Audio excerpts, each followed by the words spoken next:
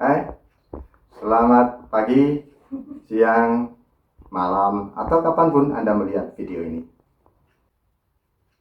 Ini adalah video serial tutorial ilmu ekonomi yang mendasar yang kita sajikan dengan cara yang paling sederhana. Tujuannya adalah supaya mudah dipahami dan kita senang melihatnya, mempelajarinya. Oke, sebelum kita mulai menonton videonya, jangan lupa untuk subscribe, memberi like, dan komentar supaya kita semangat untuk membuat kontennya. Selamat menikmati video tutorial kali ini. Silakan. Ini adalah analisis pendapatan nasional untuk perekonomian tertutup sederhana bagian yang kedua. Pada tutorial bagian pertama, kiranya kita sudah mengerti apa yang dimaksud dengan perekonomian yang tertutup serta sederhana. Pada bagian pertama juga, kita juga sudah mempelajari variabel yang ada di dalam perekonomian tertutup sederhana tersebut, yakni variabel konsumsi dan variabel saving. Untuk itu, pada bagian kedua, kita akan memulai melakukan kajian, melakukan analisis terkait dengan pendapatan nasional dalam kasus perekonomian yang tertutup sederhana, atau yang nama lainnya adalah perekonomian model 2 sektor. Analisis kita yang pertama terkait dengan pendapatan nasional adalah apa yang disebut sebagai pendapatan nasional equilibrium atau tingkat pendapatan nasional keseimbangan, di mana pendapatan nasional equilibrium diartikan sebagai tingkat pendapatan nasional di mana tidak ada kekuatan ekonomi yang punya tendensi atau kecenderungan untuk mampu mengubahnya. Artinya, kalau tidak ada kekuatan ekonomi yang mampu mengubahnya, berarti kondisi ini tingkat pendapatan nasional di mana dia tetap dari waktu ke waktu atau tidak berubah dari waktu ke waktu. Itulah esensi dari pendapatan nasional equilibrium atau pendapatan nasional keseimbangan. Jadi, pendapatan nasional equilibrium, pendapatan nasional keseimbangan adalah suatu tingkat pendapatan nasional yang cenderung tetap dari waktu ke waktu. Jika kita menengok kembali dalam kasus ini, perekonomian tertutup sederhana, asal dari pendapatan nasional, maka kita tahu pada bagian pertama bahwasanya pendapatan nasional itu asal pembentukannya adalah dari konsumsinya rumah tangga konsumen dan investasinya produsen atau perusahaan. Pada bagian pertama juga kita tahu kalau dari sisi penggunaan, maka pendapatan itu akan digunakan untuk konsumsi, dan kalau sisa akan ditabung atau di-saving. Jadi, dari sisi asal, pendapatan itu asalnya dari konsumsi dan investasi, sementara dari sisi penggunaan, pendapatan digunakan untuk konsumsi dan kalau sisa ditabung. Logikanya tentu saja, pendapatan tahun pertama yang berasal dari konsumsi tahun pertama dan investasi tahun pertama, tentunya pendapatan ini akan siap digunakan nanti tahun kedua untuk konsumsi tahun kedua, dan kalau sisa ditabung di tahun kedua. Sementara pendapatan tahun kedua sendiri yang berasal dari konsumsi yang dilakukan tahun kedua dan investasi yang dilakukan tahun kedua, tentunya pendapatan ini akan digunakan nanti di tahun berikutnya, yaitu tahun ketiga untuk konsumsi, dan sisanya ditabung di tahun ketiga.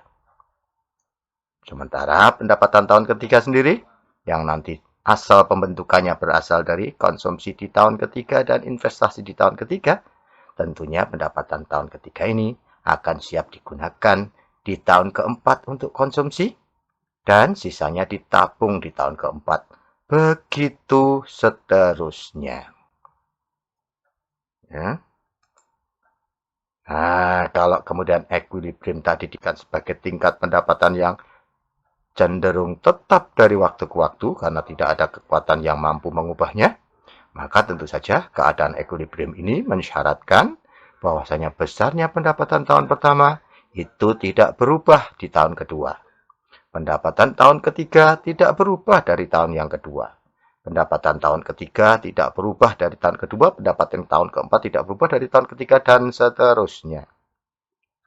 Nah, kalau kondisi keseimbangan ini mensyaratkan pendapatan tidak berubah, Y1 dan Y2 sama, kalau mau equilibrium, sementara C2 dan C2 juga sama, maka otomatis kalau ingin seimbang, artinya Y-nya tidak berubah, maka mau tidak mau saving dan investasi pun juga harus sama. Kalau tahun kedua dan ke tahun ketiga tidak berubah pendapatannya, equilibrium, sementara konsumsinya sama, ya, maka mau tidak mau saving dan investasi di tahun ketiga juga harus sama besarnya. Begitu selanjutnya.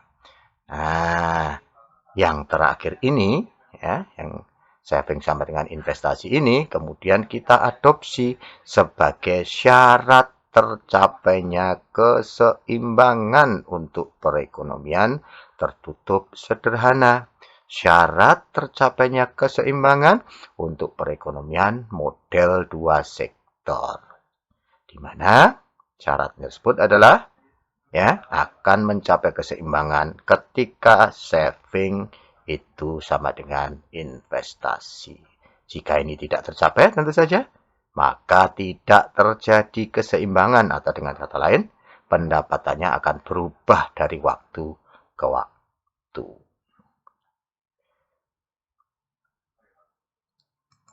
Lalu bagaimana kalau kita ingin menghitung besarnya pendapatan nasional keseimbangan tadi? Ya, apakah ada rumusnya? Apakah ada formulanya yang bisa dipakai untuk menghitung besarnya pendapatan nasional keseimbangan?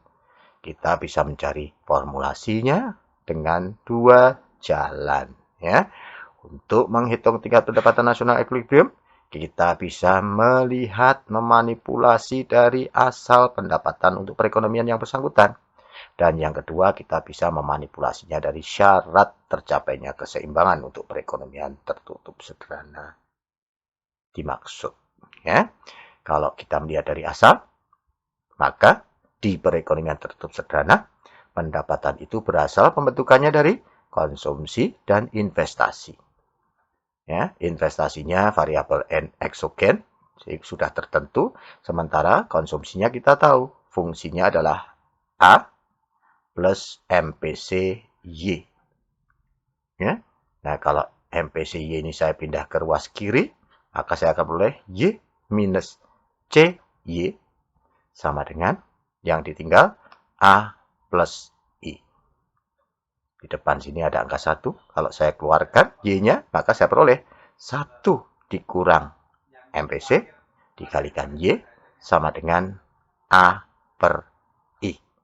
Sehingga kalau saya mau mencari besarnya Y, saya bagi saja ruas kiri dengan 1 min C. Tetapi kalau ruas kiri saya bagi dengan 1 min C, otomatis ruas kanan pun saya bagi juga dengan 1 min C. Sehingga saya peroleh Y sama dengan A plus I per 1 min C. 1 min MPC. Atau kita mengenalnya sebagai MPS. 1 min C itu MPS. Dengan cara yang kedua, yaitu dengan memanipulasi syarat, kita juga akan dapatkan hasil yang sama. Ya, syarat tercapainya keseimbangan untuk perekonomian tertutup adalah ketika savingnya sama dengan investasi. Fungsi saving kita tahu bentuknya adalah minus A plus MPS 1 min C Y sama dengan investasi. Nah, kalau A-nya saya pindah, autonomous konsumsinya saya pindah ke kanan, maka kita peroleh 1 min C atau nama lainnya tadi MPS kalikan Y itu sama dengan A plus I. Dan kalau saya ingin mendapatkan Y saja, maka seperti tadi, kita bagi ruas kiri dan otomatis nanti juga dengan ruas kanan dengan 1 min C atau kita bagi dengan MPS, maka kita peroleh Y sama dengan A plus I per 1 min C atau MPS.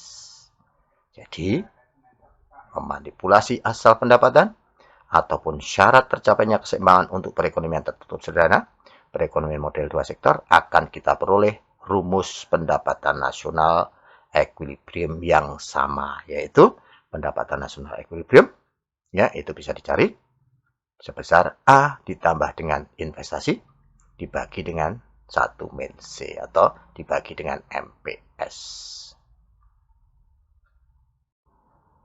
Jika digambarkan, maka kondisi keseimbangan, keadaan keseimbangan pendapatan nasional tersebut nampak pada gambar berikut ini. Yang hijau ini adalah yang kita kenal pada bagian sebelumnya sebagai fungsi konsumsi. Yang merah kita mengenalnya sebagai fungsi saving. Ya. Kemudian yang hitam lurus ini, kemarin kita mengenalnya sebagai Y sama dengan Y, yang kita peroleh dari menjumlahkan konsumsi dan saving. Sementara yang biru mendatar, ini menunjukkan besarnya investasi. Dan yang putus-putus biru hijau, ini adalah konsumsi warna hijau yang sudah ditambahkan dengan investasi. C plus I. Ya, jadi ini adalah kurva konsumsi plus investasi. Nah, kondisi keseimbangan tersebut terjadi seperti sebelumnya kita tahu dalam dua kondisi yang bisa kita lihat, yaitu yang pertama adalah pendapatan itu pendapatan keseimbangan bisa kita cari dari asal keseimbangan, asal pendapatan yaitu Y sama dengan C plus I. Berarti Y sama dengan C plus I itu letaknya berarti di sini Y plus I. Ya, inilah titik keseimbangan pakai ekspresi yang pertama dari asal pendapatan Y sama dengan C plus I. Maka Y equilibriumnya ini dan ke bawah juga boleh.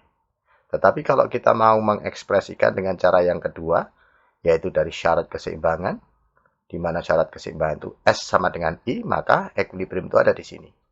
S sama dengan I. Ya. Kalau yang di sini, itu Y sama dengan C plus I dari asal pendapatan. Kalau yang di sini, syarat keseimbangan, yaitu S sama dengan I. Perpotongan antara saving dan investasi. Sehingga pendapatan keseimbangannya bisa kita lihat ke bawah. Inilah Y equilibriumnya. Ya, inilah gambar dari kondisi keseimbangan yang sebelumnya kita cari. Ya.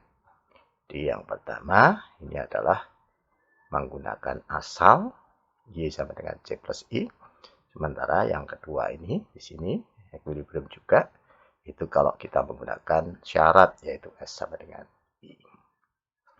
Ini adalah secara grafik kalau kita ingin melihat kondisi keseimbangan. mencari keseimbangan. Bagaimana kalau secara matematik kita mencari keseimbangan?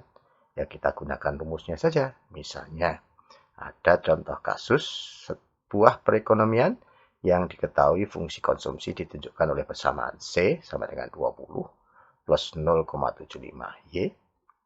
Sementara di tahun 1990, ya, besarnya investasi yang dilakukan adalah besar 40. Maka, kalau kita diminta untuk mencari keseimbangan pendapatan di tahun 1990, maka kita bisa gunakan formulasi yang tadi kita peroleh, ya, baik menggunakan asal maupun menggunakan syarat, yaitu A plus I dibagi dengan 1 min C. A, otonomous konsumsinya 20, investasinya di tahun 90 adalah 40, 1 dikurang MPC, MPC-nya 0,75. Maka kalau kita hitung, besarnya pendapatan nasional keseimbangan untuk perekonomian ini di tahun 1990 adalah sebesar 240.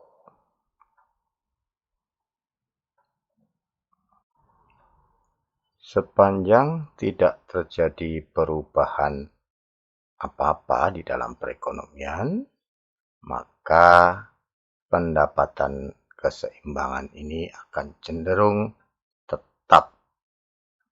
Jadi, dalam contoh kita tadi, untuk perekonomian ini, jika tidak terjadi perubahan apa-apa, maka besarnya pendapatan nasional keseimbangannya akan tetap bertahan di 240.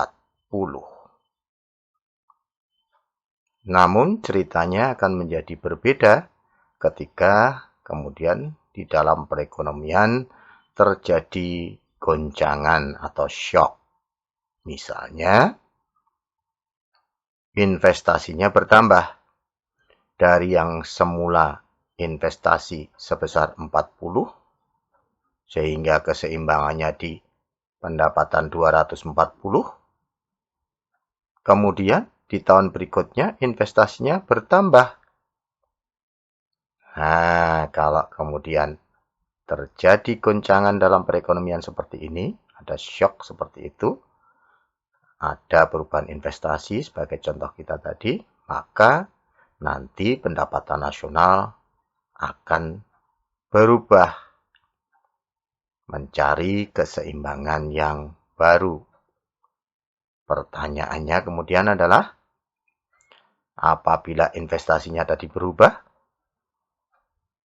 maka pendapatan nasional akan berubah berapa kalinya dari perubahan investasi?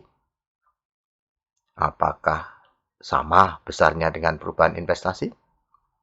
Atau berapa kalinya? Inilah yang kita kenal dengan angka pengganda atau multiplier. Ya, angka pengganda untuk investasi, multiplier investasi. Di mana multiplier atau angka pengganda ini diartikan sebagai bilangan angka dengan mana nanti perubahan investasi itu harus kita kalikan jika kita ingin tahu besarnya perubahan pendapatan nasional akibat berubahnya investasi tadi. Jadi, kita coba telusuri nalarnya. Jika tidak terjadi perubahan apa-apa, maka pendapatan nasional akan tetap seimbang, tidak akan berubah. Ya, tetapi kalau kemudian terjadi perubahan investasi, misalnya sebesar delta I, maka tadi dikatakan pendapatan juga akan berubah. Kita andaikan saja sebesar delta Y. Jadi, sebab ada perubahan I, maka ada perubahan Y. Pertanyaannya adalah, perubahan Y tadi itu berapa kalinya perubahan investasi?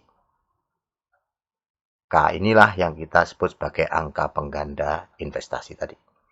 Angka atau bilangan yang akan kita kalikan dengan perubahan investasi untuk tahu besarnya perubahan pendapatan agar seimbang lagi. Ya. Nah, kalau kemudian ini kita bagi dengan delta I, maka saya peroleh angka pengganda investasi K, ya, itu adalah delta Y dibagi dengan delta I. Pertanyaannya adalah, sekali lagi, ini angka berapa? Apakah 1, 2, 3, atau 4? Apakah perubahannya pendapatan 1 kalinya delta I? Apakah delta Y itu 2 kalinya delta I? Apakah delta Y itu 3 kalinya delta I? Apakah delta Y itu 4 kalinya delta I? Atau berapa? Inilah yang nanti kita sebut sebagai angka pengganda investasi. Nah, untuk mengetahui berapa besarnya angka pengganda investasi tadi, mari kita mulai dengan melihat keadaan mula-mula sudah seimbang, di mana keseimbangan itu terjadi ketika tadi rumusnya Y sama dengan A plus I per 1 min C. Sekali lagi, kalau tidak ada apa-apa, tidak terjadi perubahan apa-apa, ya tetap keseimbangannya akan tidak berubah. Tapi kalau kemudian ada perubahan investasi, maka saya tuliskan di sini. Sekarang ada perubahan investasi. Akibat perubahan investasi, maka Y-nya pun juga berubah. Maka saya tuliskan delta Y plus Y sama dengan A plus I plus delta I per 1 min C. Sebab ada perubahan investasi, akibatnya ada perubahan pendapatan. Nah, kalau kemudian saya pisah, maka delta Y plus Y sama dengan A plus I per 1 min C ditambah delta I per 1 min C. Jadi saya pisah tersendiri.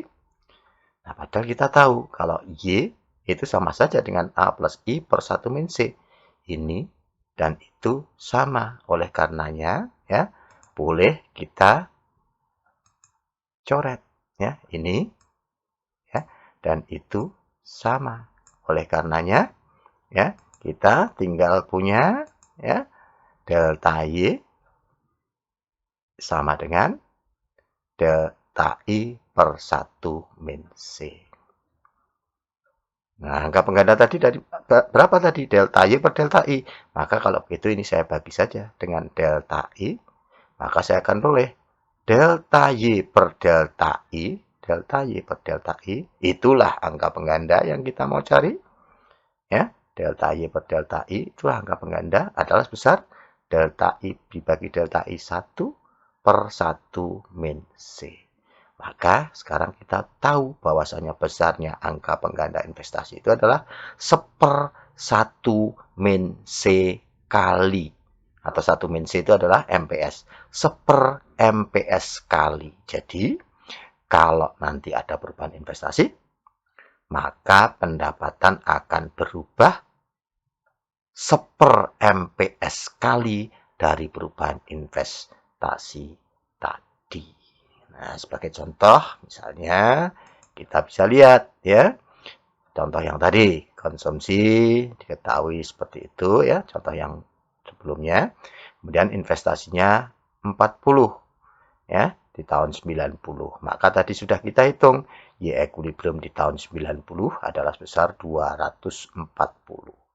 Nah, kalau tidak ada perubahan apa-apa, maka keseimbangan itu akan bertahan di 240. Tetapi di sini ceritanya adalah ada shock, ada perubahan investasi yang semula di tahun 1990 adalah besar 40, maka di tahun 91 investasi bertambah menjadi 80 atau ada perubahan investasi sebesar 40. Maka tentu saja ceritanya tadi, kalau ada perubahan investasi, maka pendapatan pun nanti juga akan berubah.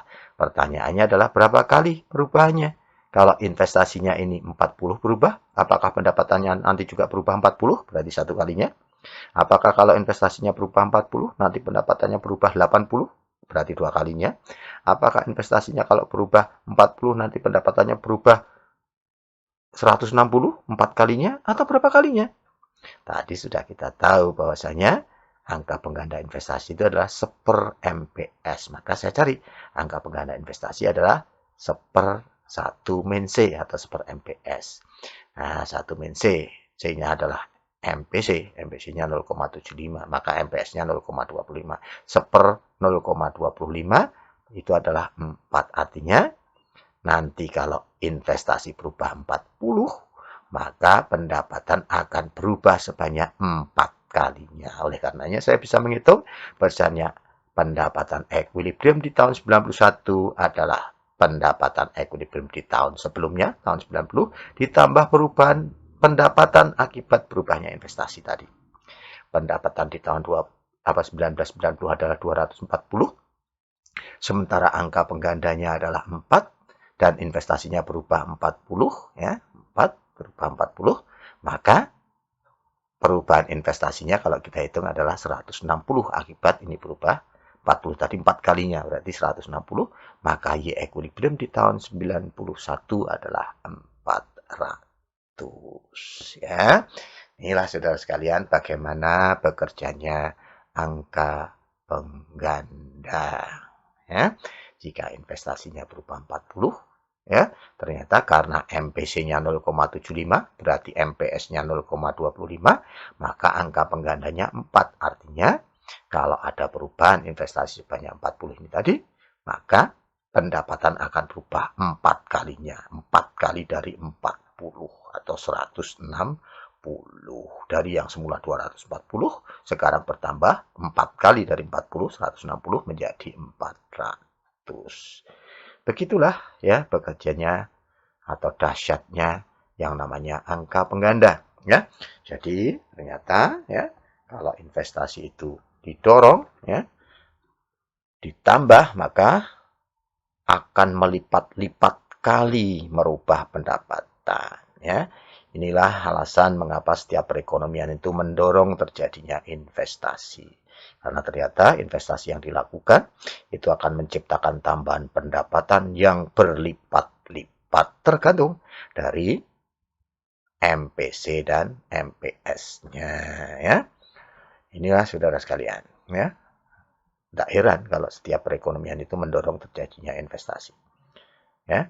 Karena kalau kita menginvestasi, ya, misalnya kita investasi 1 miliar, maka itu nanti akan menciptakan tambahan pendapatan berlipat-lipat. Contohnya ya kampus saudara.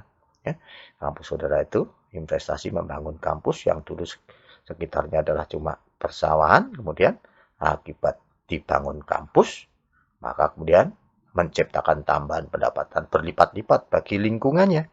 Itu karena ada kampus, kemudian ada kos-kosan, terciptalah pendapatan bagi pemilik kos-kosan.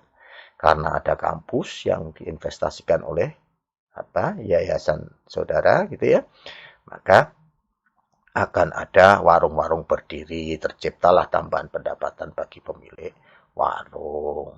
Akan ada fotokopian, terciptalah tambahan pendapatan bagi pemilik fotokopi, dan seterusnya dan seterusnya, ya.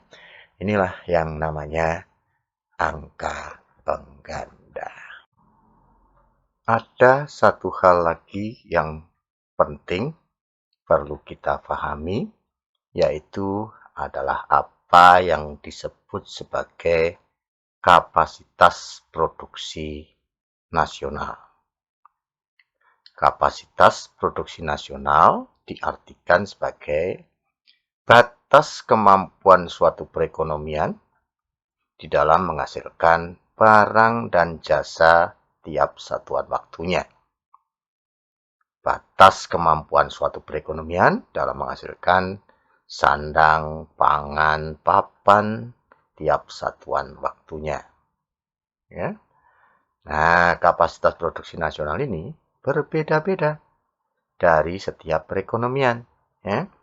Dari setiap perekonomian nasional, dari setiap negara, itu batas kemampuan menghasilkan barang dan jasanya tidaklah sama. Nah, apa yang membedakan kapasitas produksi nasional itu? Ya, ternyata ya, besar kecilnya kemampuan menghasilkan barang dan jasa atau besar kecilnya kapasitas produksi nasional sebuah perekonomian itu ternyata ditentukan oleh komposisi, kuantitas, serta kualitas dari kepemilikan faktor produksinya. Baik itu faktor produksi alam, faktor produksi tenaga kerja, maupun produksi modal. Ya. Inilah sekali lagi yang membedakan kemampuan produksi setiap perekonomian. Mengapa Indonesia berbeda dengan Malaysia? Mengapa Indonesia berbeda dengan Jepang? Mengapa Indonesia berbeda dengan Singapura? Ya karena komposisi, kuantitas, dan kualitas faktor produksi alam, tenaga kerja, dan kapital antara Indonesia dengan negara-negara yang tadi kita sebutkan memang berbeda-beda. Inilah mengapa kapasitas produksi nasional setiap perekonomian itu berbeda-beda. Ya? Inilah saudara sekalian yang disebut sebagai kapasitas produksi nasional. Ya? Jika seluruh kapasitas produksi nasional digunakan secara sepenuhnya, dalam artian semua faktor alam yang dimiliki dimanfaatkan, semua tenaga kerja dipekerjakan, dan semua modal dipakai dalam berproduksi, maka keadaan dari perekonomian tersebut dikatakan berada dalam keadaan full employment.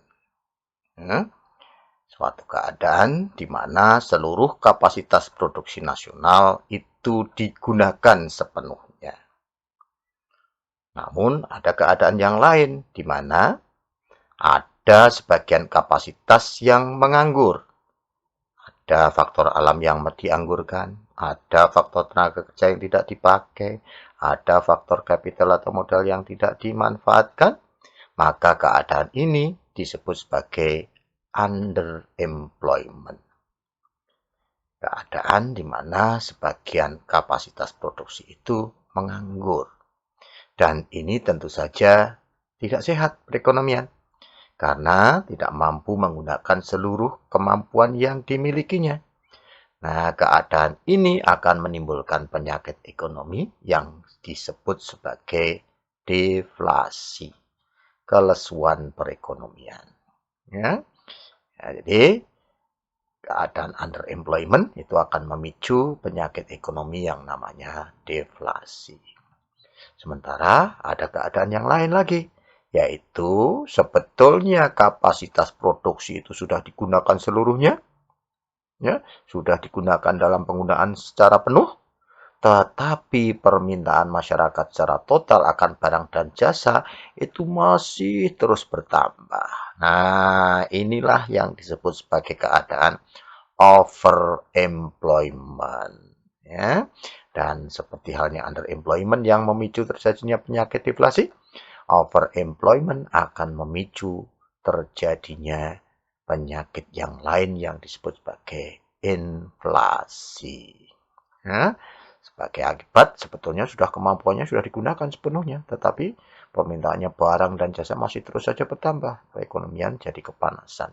Ya, inilah yang disebut sebagai penyakit inflasi. Nah, tentu saja perekonomian diharapkan berada dalam keadaan full employment. Nah, kalau kita sebelumnya bicara tentang keseimbangan pendapatan nasional, maka boleh jadi keseimbangan itu terjadi, tetapi belum tentu dalam keadaan full employment.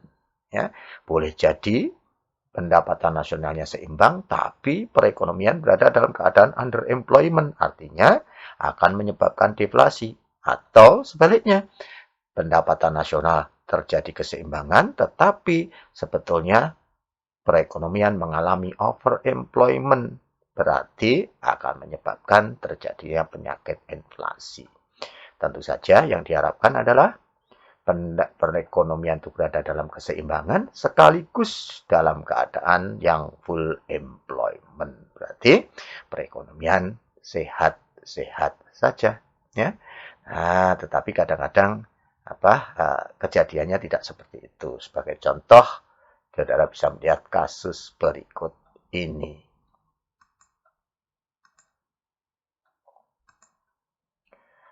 Ada sebuah contoh dari sebuah perekonomian model dua sektor atau perekonomian tertutup sederhana ya. Diketahui fungsi konsumsinya adalah 0,75Y plus 20. Investasi yang dilakukan sebesar 80. Maka dari situ kita bisa mencari besarnya Y equilibrium, kemudian konsumsi pada waktu keseimbangan equilibrium, dan saving pada waktu keseimbangan atau equilibrium. Tinggal kita gunakan saja formulasinya. Y equilibriumnya kita bisa menghitung A plus I per 1 min C.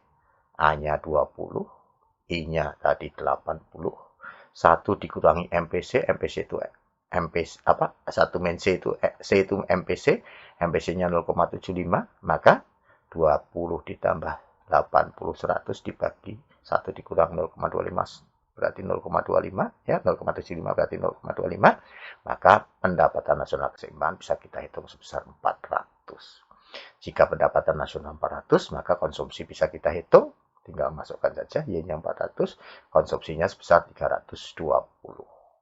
Dan savingnya, kita harus langsung tahu kalau konsumsinya 0,75Y plus 20, maka savingnya otomatis 0,25Y min 20 ya, supaya MPS ditambah dengan MPC 1 A min A ya.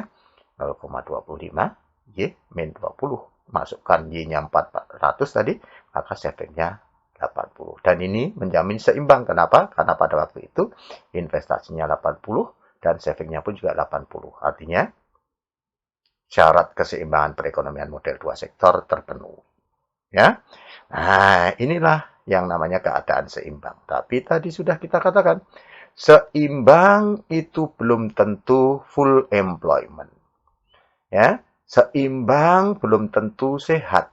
Ya, karena boleh jadi seimbang tapi inflasi, boleh jadi seimbang tapi deflasi. Nah, ternyata betul ya. Ternyata diketahui bahwa sebetulnya perekonomian yang bersangkutan itu kalau full employment ya, artinya semua kapasitas produksinya dipergunakan, itu hanya mampu menghasilkan 240 ya.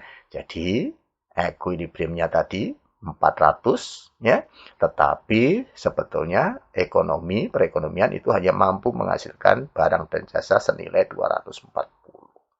Artinya apa ini? Equilibrium, tapi sebetulnya over ya. Kenapa? Karena sebetulnya mampunya cuma 240, tapi maunya 400. Maka inilah yang namanya overemployment, dan overemployment itu menyebabkan inflasi.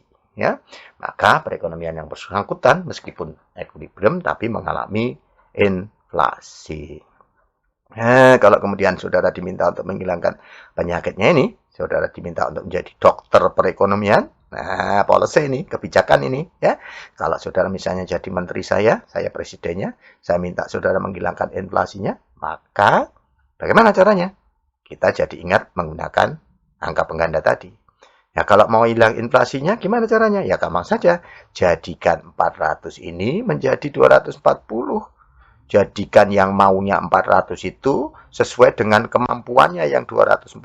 Artinya, supaya pendapatan dari 400 berubah menjadi 240, maka pendapatan harus kita kurangi sebanyak 160. 400 kalau kita kurangi 160 akan menjadi 240. Maka nanti akan tercapai full employment-nya. Ya, seimbang tapi sekaligus full employment. Karena ini tadi seimbang tetapi overemployment, ya, inflasi. Makanya sakitnya harus kita hilangkan. Nah, cara menghilangkan ya sudah, ini kita jadikan saja menjadi 240, berarti harus kita kurangi 160.